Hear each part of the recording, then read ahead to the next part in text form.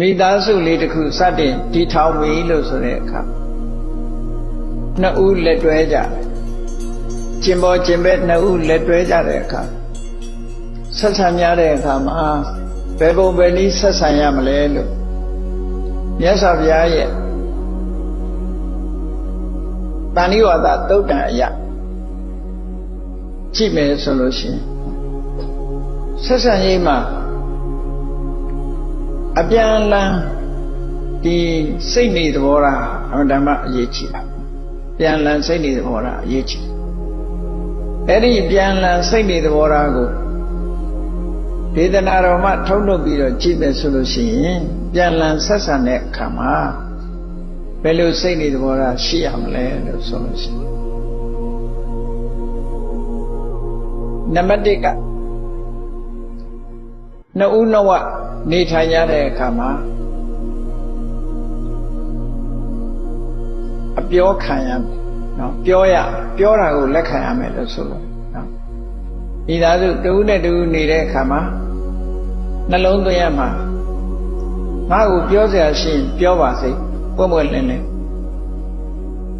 ငါ့ကိုပြောစရာရှိလို့ရှိရင်ပွင့်ပွင့်လင်းလင်းပြောပါစေငါကလည်းပဲသူ့ကိုပြောစရာရှိရင်ပွင့်ပွင့်လင်းလင်းပြောမယ်ငါပြောတဲ့အခါလဲသူ့ကျိုးစီးပွားကိုလိုလားတဲ့စိတ်နဲ့မေတ္တာစိတ်နဲ့ပဲပြောမယ်မုန်းတီးတဲ့စိတ်အကျိုးမဲ့ဖြစ်စေတဲ့စိတ်နဲ့ငါမပြောဘူးသူကပြောရင်လည်းပဲဒီဟာမျိုးပဲဖြစ်မယ်ပြောလာလို့ရှိရင်လည်းပဲပြောပါကောင်းပါတယ်လို့လက်ခံကြိုးဆိုမယ်တဲ့သူစိတ်ညစ်အောင်မလုပ်ဘူးအပြောမခံဘူးဆိုပြီးတော့ကက်ကက်လန်ရံပြန်တွေ့တာမျိုးမလုပ်ဘူးသူကပြောလာလို့ရှိရင်လေသူပြောတဲ့အတိုင်းကိုဆန်းစစ်ကြည့်လို့ဟုတ်တယ်မှန်တယ်ဆိုလို့ရှိရင်လေအမှားရှိရင်ပြင်မယ်ဆိုတဲ့စိတ်ဓာတ်မျိုးဒါသူတော်ကောင်းတို့ရဲ့ဆက်ဆံရေးလို့ခေါ်တယ်နော်ညာသောအဖြစ်တော့လောကလူသားတွေအများစုကိုကြည့်လို့ဆိုရင်အပြောမခံခြင်းငါလာမပြောနဲ့ဆိုတဲ့စကားဟာတွင်သုံးညငါလာမပြောနဲ့လို့ဆိုပြီးတော့ပြောတယ်ပြောတဲ့ပုဂ္ဂိုလ်ကလည်းပဲအကျိုးစီးပွားကိုလိုလားလို့ပြောတာတဲ့ဆရာလုပ်ချင်လို့ပြောတာမျိုးကလည်းရှိတတ်တယ်နော်အဲ့တော့အပြန်အလှန်ဟာသူတော်ကောင်းတွေရဲ့ဆက်ဆံနည်းမျိုးမဖြစ်ဘဲနဲ့တခြားနည်းဖြစ်သွားပြီဆိုလို့ရှိရင်ဒီကောင်းမြတ်တဲ့ဆက်ဆံရေးမဟုတ်တဲ့အတွက်ကြောင့်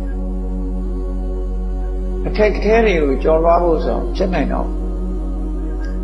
လက်တွဲပြီးတော့အခက်အခဲကိုကျော်လွှားဖို့ဆိုတာမဖြစ်နိုင်တဲ့အနေအထားမျိုးဖြစ်သွားတယ်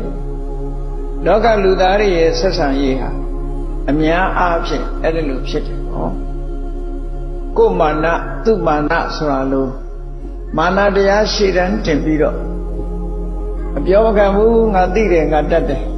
ငါလာဆရာမလုံးနဲ့ဆိုတဲ့တုံ့ပြန်မှုတွေနဲ့ဆိုတော့တစ်ဖက်သားကလည်းပြောဖို့ခက်တယ်ကိုကတော့ပြောတယ်သူများကိုဆရာလုံးရမှကိုယ်ကချိန်နေတယ်ကိုယ်ဆရာလုံးရင်မခံနိုင်ဘူးနော်လောကလူတွေအများစုကိုပြောပြတာနော်ဟုတ်မဟုတ်တော့ကိုယ့်အကိုစဉ်းစားကြည့်ပေါ့မြတ်စွာဘုရားကဒီအကြောင်းအရာတွေကိုသိပြီးတော့ဒီသုတ်တံကိုဟောထားတဲ့သဘောရှိတယ်နော်ပြီးတော့မှသုတ်တံမှာမြတ်စွာဘုရားဟောတဲ့စကားအတိုင်းထပ်ပြီးတော့ရှင်းပြဒါသုတ်တံအရာဘုန်းကြီးတို့တွေနားလည်ရတာကအဲ့ဒါလိုရှိတယ်ပေါ့သူတော်ကောင်းတွေရဲ့ဆက်ဆံရေးဆိုတာဒီပြောစရာရှိရင်ငါ့ကိုပြောပါငါကလည်းပြောစရာရှိရင်မင်းကိုပြောမယ်ငါပြောတဲ့အခါမင်းအကျိုးစီးပွားလိုလားတဲ့စိတ်နဲ့ပဲပြောမယ်မင်းကငါပြောရင်လည်းပဲကောင်းကျိုးချမ်းသာလိုလားတဲ့စိတ်နဲ့ပဲပြောပြောရင်ပြောတာကောင်းတယ်လို့ငါလက်ခံကောင်းတယ်လို့ပြောမယ်ပြောရမယ်ပြောတဲ့တယ်လို့ပဲလက်ခံပြန်ပြီးတော့တုံ့ပြန်ပြီးတော့ရံမတွေ့ဘူးကောင်းတယ်လို့ဆိုတာကြိုးစိုးတယ်ပြန်ပြီးတော့ရံမတွေ့ဘူးသူပြောတဲ့အတိုင်း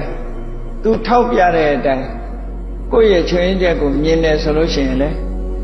ကုစားမယ်လက်ခံမယ်ပြုပြင်မယ်ဆိုတဲ့စိတ်ဓာတ်ထားရမယ်ဒါဟာသူတော်ကောင်းတွေရဲ့ဆက်ဆံရေးဒီလိုဆိုတာအဲ့တော့ကျင်ပေါ်ကျင်ဘက်ဇနီးမောင်နှံတို့လက်တွဲပြီဆိုတဲ့အခါခက်ခဲကိုဖြေရှင်းရင်လို့ရှိရင်တော့ခုလိုသူတော်ကောင်းတွေရဲ့ဆက်ဆံနည်းမျိုးဆက်ဆံရမယ်ဆိုလို့လေနော်အဲ့တော့သူတော်ကောင်းမဟုတ်တဲ့ပုဂ္ဂိုလ်ရဲ့ဆက်ဆံနည်းဆိုတာဒီကအပြန်မှတ်သားကြခုနပြောတဲ့အတိုင်းလာမပြောနဲ့ဆရာမလုံးနဲ့ဆိုရင်ဒါသူတော်ကောင်းဆက်ဆံနည်းမဟုတ်တော့ပြောဆရာမလိုဘူးဆိုပြီးတော့ငါသိတယ်ငါတတ်တယ်လို့ပြန်ပြောရင်လေသူတော်ကောင်းရဲ့ဆက်ဆံနည်းမဟုတ်တော့အဲ့ဒီလိုသူတော်ကောင်းမဟုတ်တဲ့ပုဂ္ဂိုလ်ရဲ့ဆက်ဆံနည်းနဲ့မဆက်ဆံရဘူးတဲ့သူတော်ကောင်းပုဂ္ဂိုလ်ရဲ့ဆက်ဆံနည်းမျိုးပဲဆက်ဆံမှာလို့